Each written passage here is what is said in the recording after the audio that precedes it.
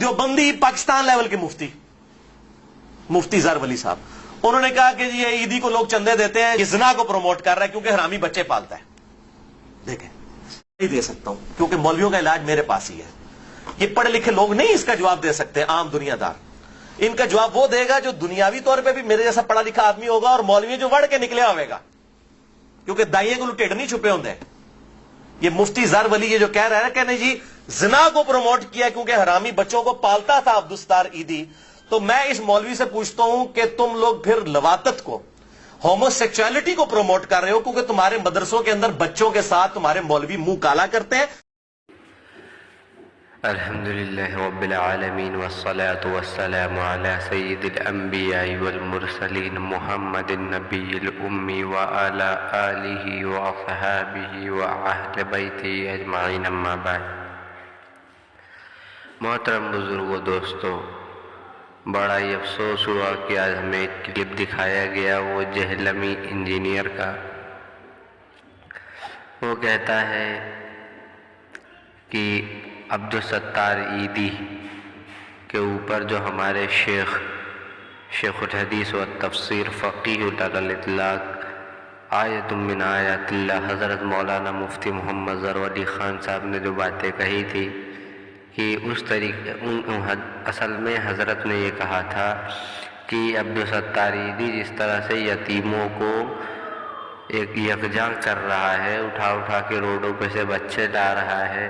اور ہر کہیں کے یتیموں کو اپنی جگہ کر رہا ہے، تو وہ زنا کو پرموٹ کر رہا ہے۔ اس پہ اس نے کہا تھا، اس پہ اس نے جواب دیا ہے اس جہلمی انجینئر نے، وہ کہتا ہے کہ اگر اس طرح سے یتیموں کو یکجا کرنا، زنا کو پرموٹ کرنا ہے تو مدرسوں میں بچوں کو رکھنے سے لواطیت پھیلتی ہے، تو تم لواطیت کو پرموٹ کر رہے ہو۔ آج میرے ذمہ یہ ہے کہ میں اس قرض کو اتار دوں۔ تو محمد علی مرزا، تم ایک بار یہ بات سن لو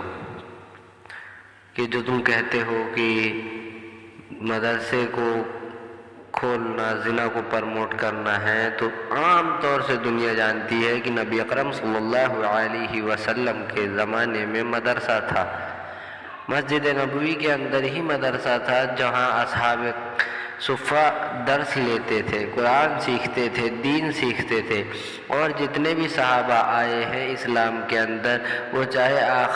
آخر زمانے کے ہوں، چاہے شروع کے زمانے کے ہوں،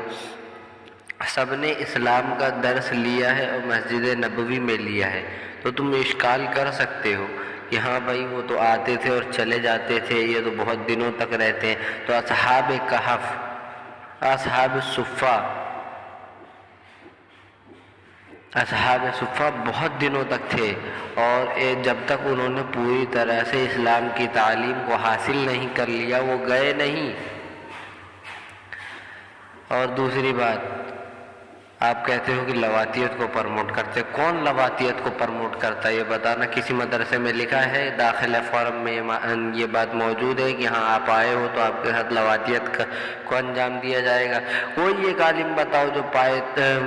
پائے کا چوٹی کا محدث ہو، پھر وہ ایک غلط کام کرتا ہو۔ ارے اگر کسی مدرسے میں کوئی چھوٹا موٹا مدرس یہ کر بھی لے، اگر محتمم کو معلوم پڑتا ہے تو محتمم ترنت اسے نکال دیتا ہے،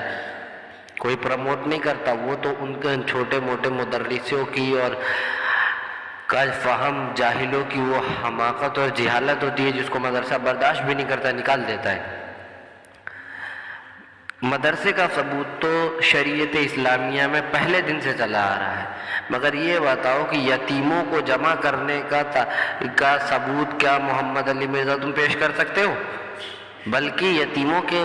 پالنے پر فضائل ضرور ہے، مگر یتیموں کو پورے پاکستان سے یکجا کرنے میں یا پورے ملک سے یکجا کرنے کے کوئی ایک دلائل لے کے بتاؤ۔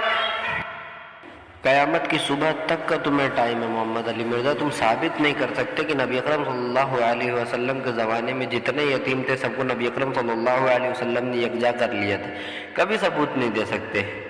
اور تمہارا یہ کہنا کہ یہ تو آستین کے سانپ ہے وغیرہ وغیرہ، یہ تو تمہارا حسد ہے علماء اکرام کے خلاف۔ یاد رکھنا امام مالک رحمۃ اللہ علیہ کہتے تھے کہ احانت العلماء کفر، تم یہ اہانت کر چکے ہو محمد علی مرزا، لہٰذا میں تمہیں کہتا ہوں کہ اپنی زبان پر کنٹرول دو، ورنہ تمہاری منافقت، تمہارا رفض، تمہارا بغض صحابہ تو لوگوں کے سامنے آیا ہو چکا ہے، تم کیا بولو گے؟ انہی کلمات کے ساتھ میں اپنے بات کو ختم کرتا ہوں۔ وآخر الدعوانا ان الحمد للہ رب العالمین۔